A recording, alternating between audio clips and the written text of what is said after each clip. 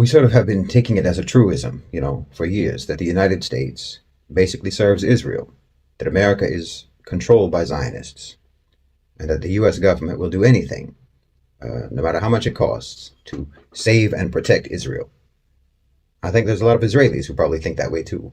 But an objective, rational assessment of the situation would paint a very different picture.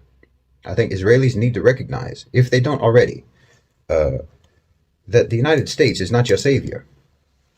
It's your worst enemy. You should be smarter than that. They don't want good for you. They never did. I mean, what good have you gotten, actually? Hundreds of thousands of your sons and daughters right now have been called up to go to the slaughter by America and their sponsored agents in your government. Hundreds of billions of dollars have been spent, only to make you more insecure and line the pockets of your corrupt politicians, while average Israelis are struggling with the cost of living, and no one cares. Your politicians don't care, and who they work for doesn't care, which is the United States. They hate you, and they hate us. You and I both know it. We should more or less be on the same side, but they keep making you do things that make it impossible for us to side with you, and that's the whole trick, and you keep falling for it. We don't have a problem with Jews. We never did. Muslims don't have a problem with Jews, and history attests to that fact. But the people who do have a problem with Jews are the biggest backers of Zionism, and we do have a problem with Zionism. And you should too, because it's a plot that's against you and not for you. If you think about it, they're tricking you in every which way. The U.S. didn't defeat the Nazis and liberate the concentration camps. Russia did that. Some of the biggest backers of the Nazis were in America.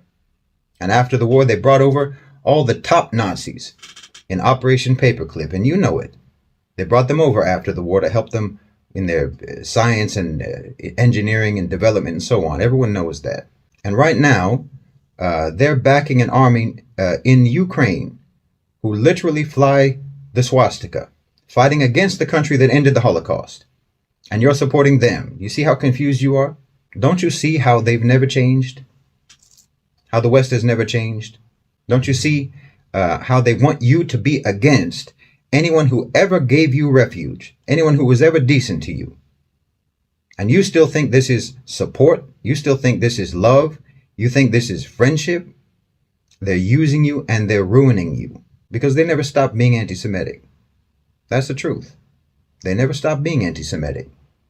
So my message to Israelis would be, stop being led by the nose by anti-Semites and actually make peace with the Semites, with the Arabs, with the Muslims, and get yourselves free once and for all from the United States, from Europe, and from Zionist anti-Semitic manipulation, because it's going to be the death of your country. It's going to be the death of your society. And like I said, it's going to be the death of your souls. Because in order for you to do what the United States wants you to do, you have to do things that are against your belief system. You have to do things that are against your morality. You have to do things that are against your own sense of humanity. And it's going to destroy your reputation. And it is destroying your reputation all across the world, and more importantly, across the global south, which is where the future is. The U.S., whether you know it or not, and whether Muslims understand it or not, is actually treating Israel the same way that they treat everyone else, with complete contempt. I mean, look, they are supporting Benjamin Netanyahu, who is the most unpopular, the most despised, the most corrupt, the most incompetent, the most psychopathic, delusional, and despotic ruler that Israel has ever had. And he's responsible for both prolonging and worsening the conflict with the Palestinians.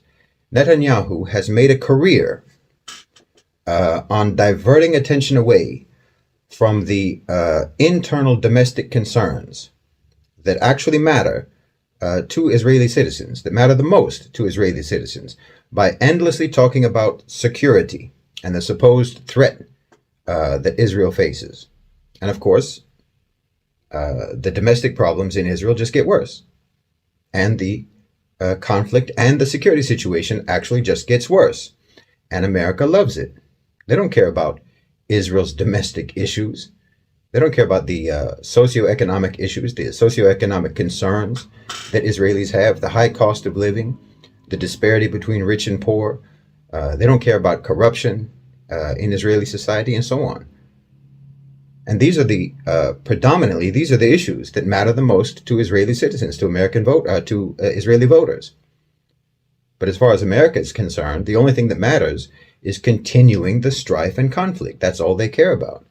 They don't care about the welfare and the stability of Israel, the safety of Israeli citizens.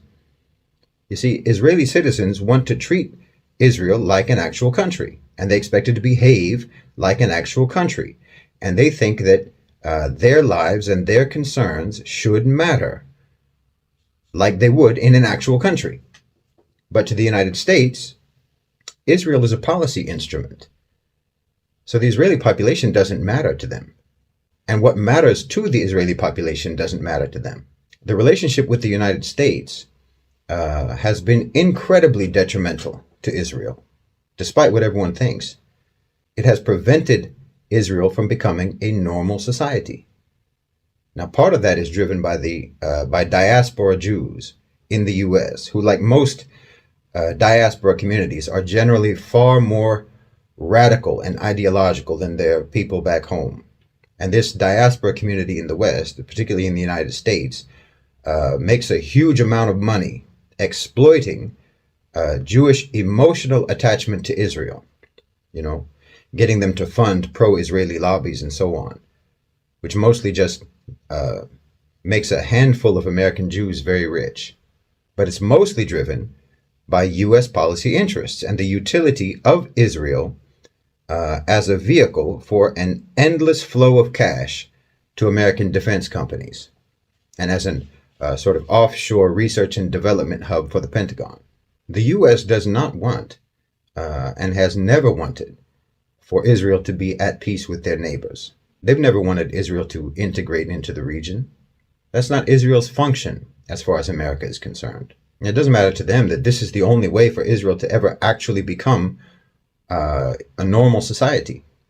It doesn't matter if this is in the interests of the Israeli population or not. They don't care. They're using you. They're using you, the Israelis. They're exploiting you. The Americans, the West, are using you. And it's absolutely against the interests of your people.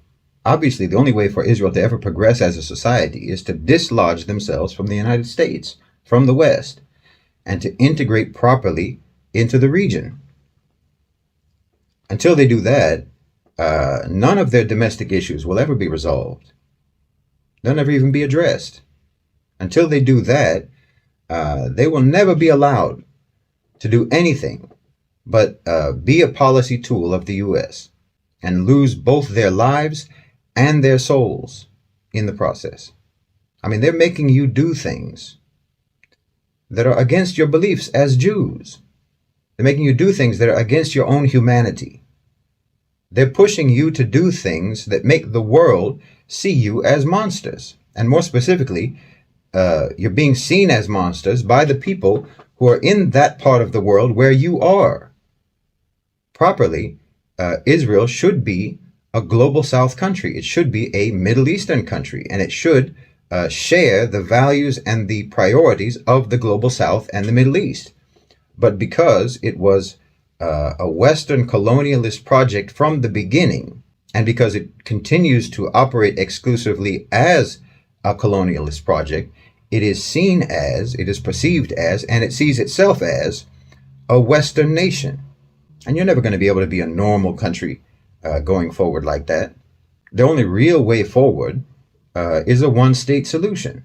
Incorporate all of the occupied territories and all of the inhabitants of those territories into one country with equal citizenship rights. So let's stop right there. Everybody keeps talking about allies and ironclad support, right?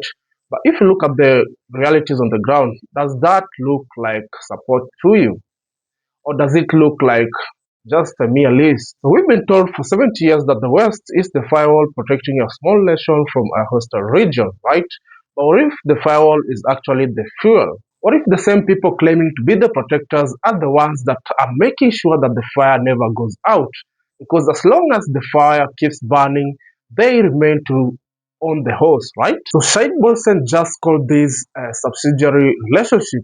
We are talking about the end of the outpost. So we are breaking down why the villa in the jungle mode is failing, why the security blanket has become a shroud, and why the real threat to a nation's future might not be its neighbor, right? But its best friend 5,000 miles away. So credits to Shahid Bolsen for this powerful message and the truth concerning the American hypocrisy, right? So thank you, thank you, thank you. So we are going to watch the rest of this video, this powerful video. Then we'll come back with a critical analysis to dissect the anatomy of the geopolitical trap, right? Let's get right into this few-minute video, right? Yes, that will mean that Israel will have a Palestinian majority and it will no longer be a so-called Jewish state, but it can become a normal, healthy society. I mean, if Zionism means upholding the right of Jews to live in Palestine, well, no one ever said they didn't have that right. No one ever had a problem with that, certainly not the Muslims. But if Zionism means ethnic Jewish supremacy, well, I mean, what civilized person would endorse something like that in the 21st century? There were always Jews in Palestine during the Muslim Empire. And there were Jews in Palestine when the Zionists came, and the Zionists fought against them. But if you want your country to ever be normal, then you're going to have to go back in history and learn from the history of those Palestinian Jews who knew how to get along with their neighbors and who lived peacefully with the Arabs, who lived peacefully with the Palestinians. The Jews who rightly saw the Zionists as colonizers and as people who disrupted their society, because those same Zionists and that same ideology is disrupting your society today. The Israelis can't possibly like being the way their country is now. There's no way they like that. They're human beings. They hate Netanyahu, and most of them blame the government for what's going on right now, and rightly so. But look how opposed that is to the American narrative. You know, look at how at odds the American narrative is from the way Israelis themselves feel, the Western narrative. You need to stop letting America talk for you. They're destroying you. The perspective of the average Israeli is diametrically the opposite of what the Americans are saying. I mean, look at those kids at the rave when the Hamas attack happened. And remember that military service is compulsory in Israel. So that means that all of those kids at that rave were IDF soldiers at one point. And all those kids have military training, but those aren't soldiers. I mean, even the active soldiers of the IDF aren't soldiers. The IDF of 2023 is not the IDF of 1956 or 1967 or even of the 1980s. These people don't want to be warriors. They just want to live their lives. But America won't let them. I mean, look at the Israelis on TikTok or Instagram. What do you think they would rather be doing with their lives? Do you think they have it in them to, that they're so committed to Zionism that they want to dedicate their lives to harsh, stoic drills and training all day, self-sacrifice, discipline, and so on, in order to make Israel a warrior nation? Well, they'd rather be in Dubai. You know it and I know it.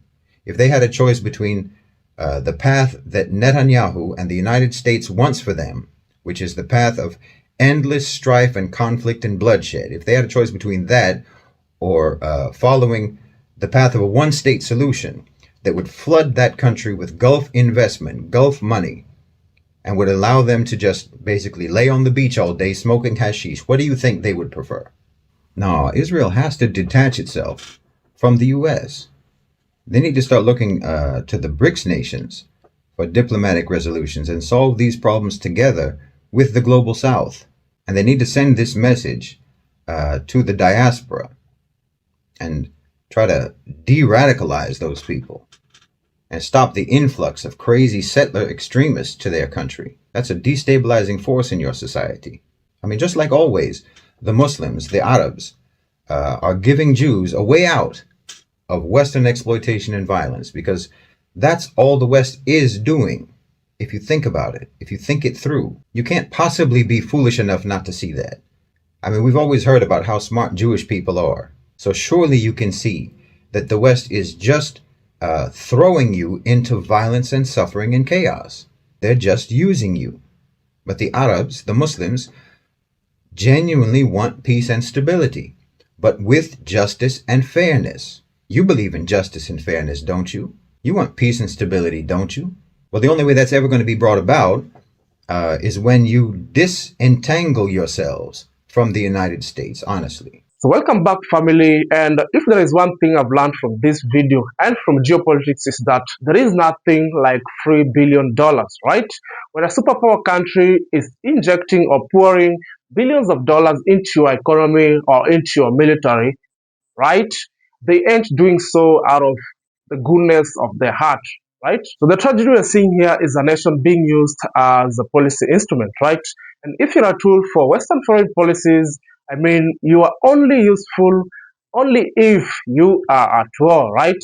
Peace is bad for military budget. So integration is bad for imperial leverage. The moment a nation in the Middle East actually settles its differences with its neighbors, the West loses its reason to be there. We have to address the psychological wall because it really exists here. For many decades, there's always been this narrative that we are Westerners who happen to be in the Middle East, right? But look at the map, you can't change your zip code. So by clinging to a Western identity, you remain a foreign body in your own backyard. It's like a person wearing a tuxedo to a desert trek. It looks sophisticated, but it's going to kill you. The argument here is radical. To survive, you have to stop being an outpost and begin or start being a neighbor, a good neighbor, by the way, right? This means decolonizing the mindset. It means realizing that the global north views the global south as a resource. As long as you continue to identify with the north, right, you'll always remain to be their frontline sacrifice. Let's talk about the loyalty gap, and this is where the real conversation, becomes tough. When your leadership has dual citizenship, that is, a home in Malibu, a passport to Paris, and his bank account, their bank accounts in London, what happens? Do they feel the same existential threat as you, the person that is walking in the street right now? If things go south, the elite can fly away. The regular citizen is stuck in the rubble.